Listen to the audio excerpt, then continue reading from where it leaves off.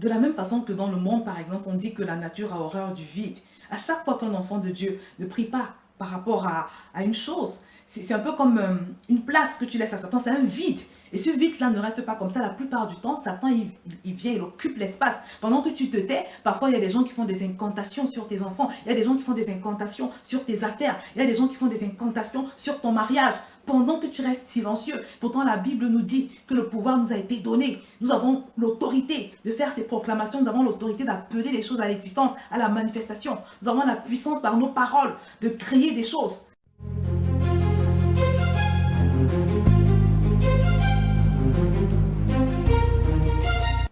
Bonjour à tous, bienvenue sur Vie TV et aujourd'hui je voudrais qu'on parle de l'importance de porter tous nos projets dans la prière. Vous savez, la plupart du temps, quand on a un projet, que ce soit un projet personnel, un projet professionnel, un projet sur un tout autre plan, la plupart du temps, on prépare le projet sur le plan technique, on fait tout ce qu'il faut pour que le projet soit mené à bien, pour qu'il soit couronné de succès, mais malheureusement, on oublie ou alors on néglige l'aspect prière. Or, nous, en tant que des enfants de Dieu, tout ce que nous faisons doit toujours et d'abord être géré dans la prière. Parce que c'est quand on prie par rapport à une chose qu'on est sûr de lui donner la bonne fondation et qu'on assure également son bon déroulement pour que la chose en question soit une réussite. Et un homme de Dieu qui s'appelle le professeur Zacharias Fromm, qui a dit un jour dans un de ses livres que tout ce qui n'est pas fait dans la prière n'est pas fait du tout. Ça veut dire que tu peux construire tout ce que tu veux.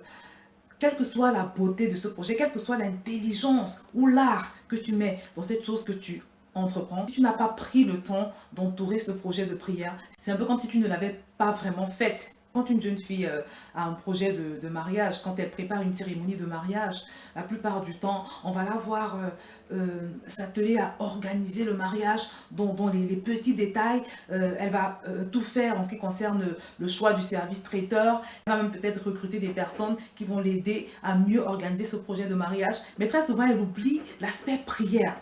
Or, c'est quelque chose de très important. Et c'est comme ça que parfois, il y a des imprévus qui viennent un petit peu gâcher la cérémonie. Parfois, c'est même un peu plus grave. Vous allez voir le fiancé qui, au dernier moment, décide de tout annuler. Voilà, ça peut encore être une mauvaise surprise d'une autre nature. Donc, il faut toujours prier par rapport à un projet de mariage ou par rapport à tout autre type de projet. Un accouchement, par exemple, est un projet qu'on doit gérer dans la prière. Je me rappelle d'une sœur en Christ qui avait prié pendant 10 ans pour pouvoir enfanter, pour pouvoir tomber enceinte. Et quand elle est enfin tombée enceinte par la grâce de Dieu, sa grossesse s'était plus ou moins bien déroulée. Mais le jour de l'accouchement, il y a eu un incident.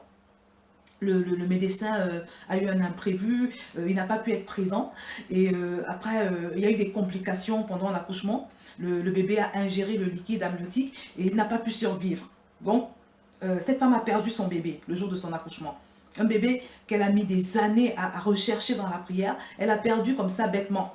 C'est un exemple d'un événement triste qu'on aurait pu anticiper, qu'on aurait pu éviter par la prière. Je voudrais dire à toute femme aujourd'hui ou à toute fille qui sera mère demain qu'un projet d'accouchement se gère dans la prière. La plupart du temps, quand une femme est enceinte, elle va faire tout ce qu'il faut au niveau des examens en ce qui concerne la grossesse. Elle va préparer le trousseau de l'enfant. Elle va tout organiser pour que l'enfant ne manque de rien, pour que, voilà, sur le plan logistique, l'accouchement se déroule dans de bonnes conditions. Mais souvent, on néglige l'aspect prière. Mais laisse-moi te dire que quand tu es enceinte, tu dois prier chaque jour pour ton enfant. Tous les jours, surtout, et plus encore quand tu as eu du mal à le concevoir. Tous les jours, tu dois, par exemple, imposer ta main sur ton ventre et proclamer que cette grossesse ira jusqu'à son terme. Tu dois entourer l'enfant du feu du Saint-Esprit. Tu dois le plonger dans le sang de Jésus, même si ce n'est qu'un embryon. Tu dois plonger cet embryon-là dans le sang de Jésus tous les jours que Dieu fait. Tu dois même prier pour le jour de l'accouchement, prendre autorité sur toute interférence du diable. Pour ce jour de l'accouchement, priez pour les infirmières qui seront de service ce jour-là. Priez pour le médecin qui doit t'accoucher. Tu dois tout préparer dans la prière. Une grossesse est un projet qui se gère dans la prière. Imaginons que là où tu travailles, on te nomme à un poste et que tu poursuives un certain objectif, un objectif d'excellence. Que tu sois décidé par exemple à te démarquer, à faire tes preuves. Je ne sais pas quelle est la vision que tu peux poursuivre, mais je voudrais te dire que même dans ces cas-là, tu dois mettre tes compétences en œuvre pour atteindre tes objectifs, mais tu dois également porter cela dans la prière. Tu dois proclamer toutes ces choses dans la prière. Tu dois les appeler à l'existence. Tu dois les appeler à la manifestation dans la prière. Pour ceux qui ont des enfants, par exemple, je suppose que tu as des plans d'excellence pour tes enfants. Tu as probablement ouvert des comptes d'épargne pour eux, pour leur assurer voilà, une certaine sécurité plus tard, un certain avenir. Parce que tu veux voir tes enfants réussir. De la même façon que tu prends toutes sortes de mesures pour leur assurer leur avenir, de cette même façon, tu dois également travailler dans la prière, tu dois également préparer leur avenir dans la prière. Je sais pas ce que tu désires pour tes enfants, mais tu dois le proclamer dans la prière, tu dois le construire dans la prière. Parce que ce que nous devons savoir, c'est que de la même façon que dans le monde, par exemple, on dit que la nature a horreur du vide, à chaque fois qu'un enfant de Dieu ne prie pas par rapport à une chose, c'est un peu comme une place que tu laisses à Satan, c'est un vide. Et ce vide-là ne reste pas comme ça. La plupart du temps, Satan, il vient, il occupe l'espace. Pendant que tu te tais, parfois, il y a des gens qui font des incantations sur tes enfants. Il y a des gens qui font des incantations sur tes affaires. Il y a des gens qui font des incantations sur ton mariage.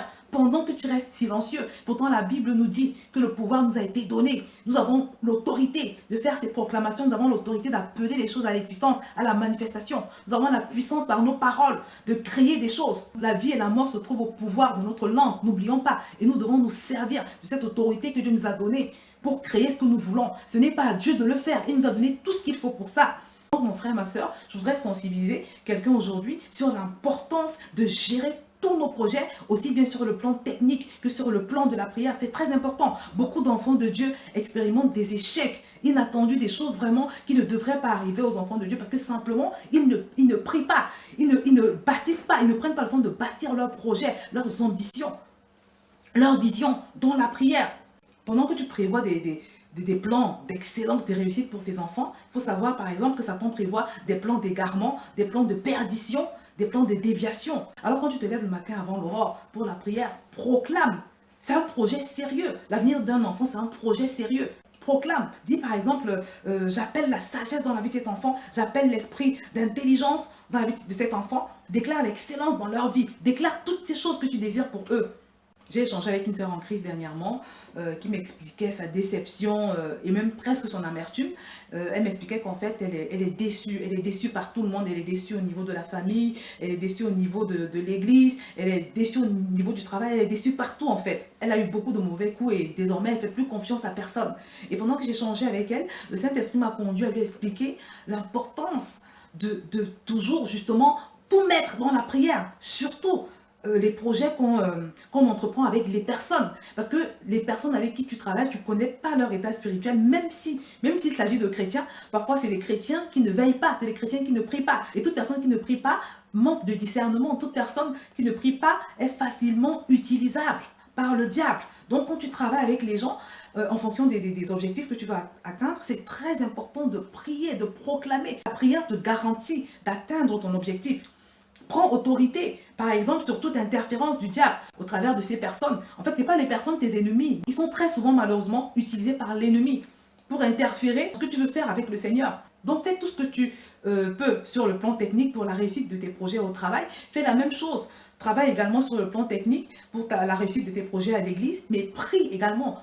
Travaille également dans la prière par rapport à ces mêmes projets. Appelle-les à l'existence. Appelle chaque chose que tu veux voir en ce qui concerne ces projets à la manifestation. C'est très important. Tu es peut-être une jeune sœur en Christ et tu planifies de te marier. Tu te rends compte que ton mariage tarde. Tu as le droit d'appeler ton mariage à l'existence. Ton objectif, c'est peut-être de enfin te trouver un fiancé dans les 12 mois qui viennent. Tu peux proclamer par rapport à cela. Tu peux faire des proclamations et appeler ton fiancé à te localiser. Tu peux prier en disant par exemple, je commande que mon fiancé me localise. J'ordonne que nos voies se rapprochent, que nos chemins se rapprochent. La parole de Dieu déclare que rien ne manque à ceux qui craignent Dieu. Je suis une sœur en Christ qui craint Dieu, alors je déclare et je décrète que parce que je crains Dieu, je ne manquerai pas de fiancé, je ne manquerai pas d'un fiancé, je ne manquerai pas d'un prétendant, je ne serai pas frustrée d'un fiancé, je ne serai pas frustrée de mariage. Alors je commande à mon fiancé de me localiser où qu'il se trouve, au nom de Jésus. Tout ce que tu souhaites, appelle-le à l'existence, appelle-le à la manifestation. Tu as le droit de le faire. Tu as le droit, la parole de Dieu nous dit que le mariage soit honoré de tous. Oh mes bien-aimés, vous l'avez compris, ne restez surtout plus silencieux. Appelez tout ce que vous voulez à l'existence et à la manifestation. Je précise quand même que quand tu appelles une chose à la manifestation, quand tu proclames par rapport à une chose, c'est très important de se rassurer que cette chose correspond à la volonté de Dieu, que cette chose correspond au désir de Dieu. Il ne faut pas appeler à l'existence des choses qui sont contraires à ce que Dieu dit dans sa parole. C'est très important d'être quand même sûr que ce qu'on demande correspond à la volonté de Dieu. Je vais donc t'inviter aujourd'hui à faire une liste de tous tes projets proches ou tes projets lointains. Fais une liste et écris dans le détail tout ce que tu veux par rapport à ces projets et appelle-les à l'existence, appelle-les à la manifestation. Ne reste plus silencieux, ne laisse plus le diable décider pour toi, ne laisse plus les circonstances ou le hasard décider pour toi, mais prends le total contrôle parce que Dieu t'a donné l'autorité pour cela. Utilise donc cette autorité que tu as pour entourer tous tes projets de prière afin de leur donner la bonne fondation, qu'ils se déroulent bien et surtout qu'ils soient couronnés de succès et de réussite.